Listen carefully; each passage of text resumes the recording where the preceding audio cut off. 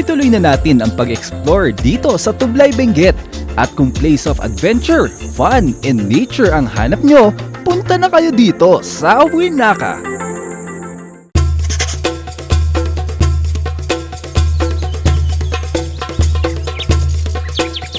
Dito makikita mo kung paano kahigpit ang pagyakap nila sa kultura ng Cordillera.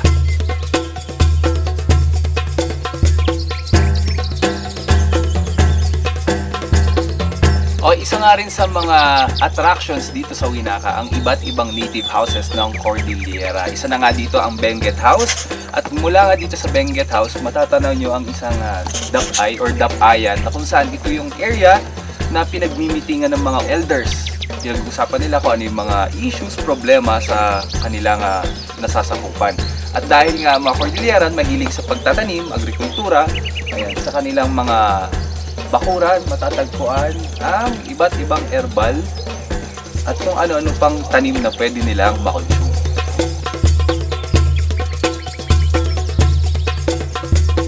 Okay, may interesting fact nga tayong nalaman tungkol sa simpleng hagdanan na to. Alam nyo ba na sa hagdanan pa lang masasabi na kung may bagong kapapanganak na babae. Kung mapapansin nyo, mula sa pa-white siya, tas paliit siya, ibig sabihin pag nakaganitong posisyon to, bagong panganak lang yung may bahay dito sa tahanang ito. At dito sa Winaka, mas ginagawang realistic ang pagpasyal mo dahil sa kakaibang ambience na mararamdaman mo. Okay, ito nga yung hinahabi ni nanay na textile ng bontok. Sabi nga nila, the more na maraming sticks, mas elaborate yung magiging disenyo niya. Sabi nga natin, pag naghahanap kayo ng mga souvenirs, mainam na maghanap kayo ng mga souvenirs na gawang kamay kasi nga nakakatulong din tayo para ma-preserve yung kultura ng paghahabi. Dahil masasabi nga natin ngayon na isa na to sa mga dying culture.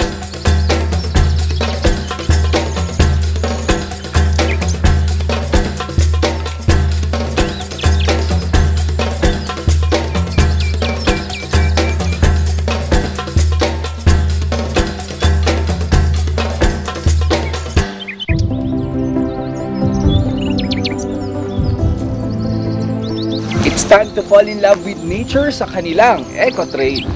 Let's go!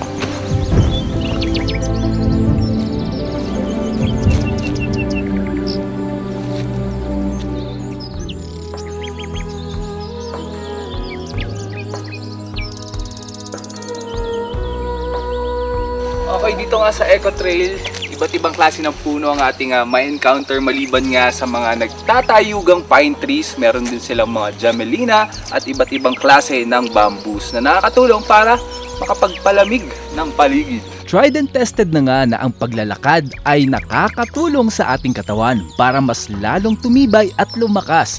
Pero ang paglalakad sa isang paligid na may malinis na hangin at maberdeng paligid ay mas malaki ang naitutulong sa ating pangkabuo ng kalusugan, kagaya na lang ng may-ari ng napakagandang paraisong ito.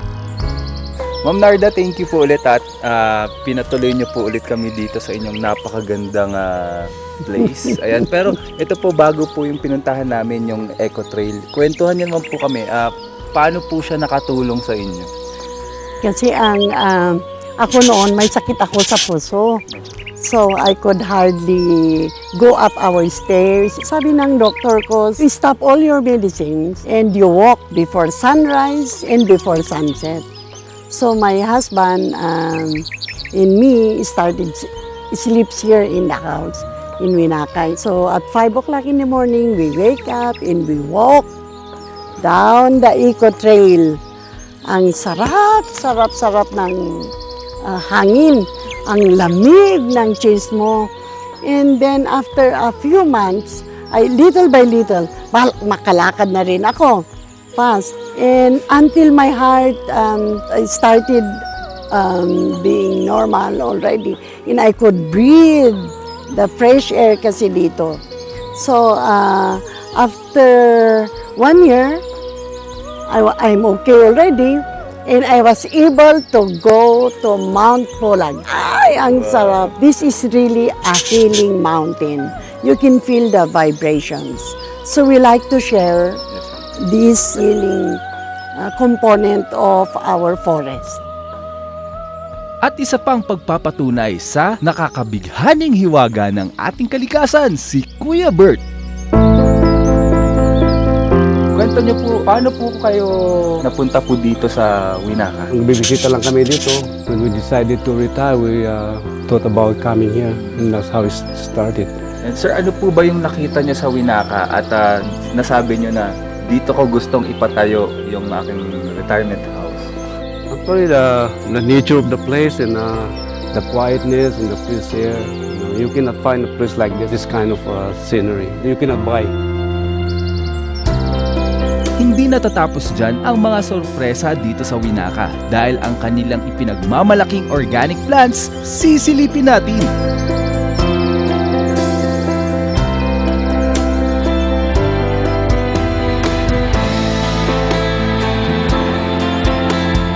Okay, isa nga rin sa pinaparami dito sa Winaka itong painter's palette flower or kilala natin sa pangalang Anthurium. Ito nga yung variety ng Holland Anthurium at bakit ito nga yung pinaparami nila dito? Kasi income-wise, naibebenta siya ng 350 to 400 pesos per dozen.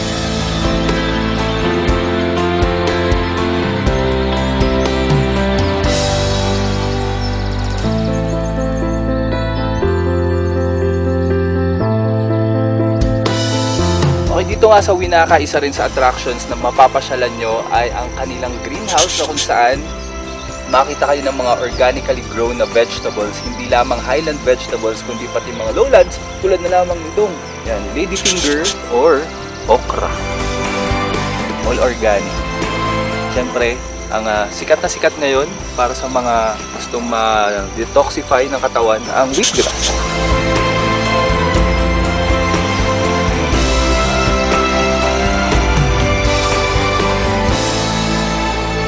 Sarap.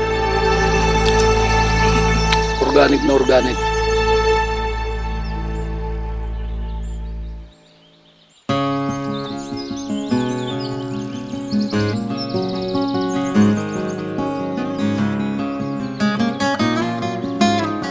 Dahil nga sa fertile soil ng Winaka, mga regular na prutas at gulay nagkakaroon ng ibang kulay. Tulad na lamang nitong sayote na to. Natignan nyo, sobrang dark yung pagka-green niya.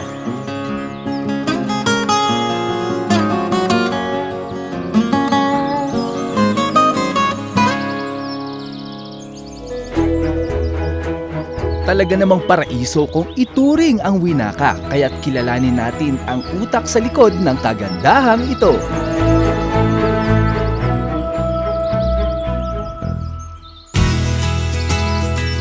Sir Wilson, kwentuhan niyo po kami paano nag-start itong Winaka. Nag-umpisa noong 1982. I like a forested area. First, may pumunta sa bahay. Sabi niya, would you like to buy our land? So, we bought the first 5 hectares. The other neighbors, they kept on coming. Some selling 3 hectares, 1 hectare, 5 hectares, until the point na it became 33 hectares na. Ito pong 33 hectares, paano niyo po siya na-develop unti-unti? First, we did yung road tracing and then the terracing. After that, we started planting nara trees, mahogany, and later on, we also planted anthuriums. Tapos sir, napansin ko lang, sabi niyo nga po, na-mention niyo na prioritize niyong i-develop yung environment, yung pagiging forest ng lugar. Bakit po yun yung naisipan niyong unahin kaysa yung mga structural component nitong Winaka? Because we are different. The others, they cut all the trees and build houses. To us, we plan to sell only 30% for houses. The others would remain the forest. That's why I'm telling the people here around us, time will come, you will have to pay to breathe oxygen in our place. Okay, isa nga sa mga native delicacies ng Cordillera na gustong-gusto kong kainin ang binubudan. At ngayon nga, malalaman na natin kung paano to ginagawa. At napakaswerte natin dahil si Ma'am Narda mismo ang magtuturo sa atin kung paano gawin tong binubudan. Ma'am Narda, una sa lahat, ano po ba ibig sabihin ng binubudan? Ang binubudan is fermentation with the use of sugar cane, bubod, tawag namin. Kaya yung binubudan from the root word bubod, Bubod. ibig sabihin yeast. Yes, yeah. Yes, yes. The igorot, yes. Yes, ayan. So, Uh, maliban po dito, ano pa po yung kakailanganin natin? So kailangan natin ang magandang variety ng kasaba, malagkit na kulay dilaw, Bakit po, iba nakikita ko common puti. puti. Ayan, saan po galing tong dilaw na kasaba? Dito rin, kanya lang mas konti, pero iba-iba ang malagkit na kasaba na dilaw. So, Ang mas po sabihin, mas oh. maganda gamitin ng dilaw. Oo, mas masarap. So, una, niluto natin itong kasaba, bigao, malagyan ng bubod. Ganyan. Oo. Ang bubod. Yan. So, dapat coated siya. Oo. Pero ang kasaba, madaling ma-ferment eh. I-cover natin ito para lalong lalabas mainit siya. So, hindi naman kailangan ilagay pa sa banga-banga. Ganun. Hindi na dito na palutin ng tinabing tila para mas mainit siya. Napakadali ngang gawin itong binubudan, kagaya ng pagsalubong ng tublay benguet sa organic way of farming. Siyempre, di kompleto ang pasyal nyo dito kung hindi masisavor ang mga pagkain nila na ginagamitan ng all organic vegetables and fruits. All organic, yan ang layuning isinusulong ng Tublay Benguet para sa kanilang agrikultura, para mas mapayaman pa ang kanilang lupa at maging ang kanilang kita nang mas mapahalagahan pa ang biyayang bigay sa kanila. Yan, napatunayan natin ngayong linggo na yung mga teknolohiya na subok na sa ibang bansa, hindi masama na i-adapt din natin. Pero ang mas mabuti dito, yung ating i-practice ito sa ating lugar at i-share ito sa ating mga kababayan para sa mas madaling pag-unlad. Maraming salamat kay Mr. Anton Broas of Boucher International na matatagpuan sa lower ground floor of SM City, Baguio. At maraming salamat din kay Dr. Nadine Magat of Smile City Dental Essentials dyan sa Olympian Lifestyle Center, Mabini Street, Baguio City. At kung may na-miss po kayong episode ng Mag TV na atin to, pwede nyo na itong mapanood. Just log on to www.iwontv.com.ph and catch us anytime, anywhere.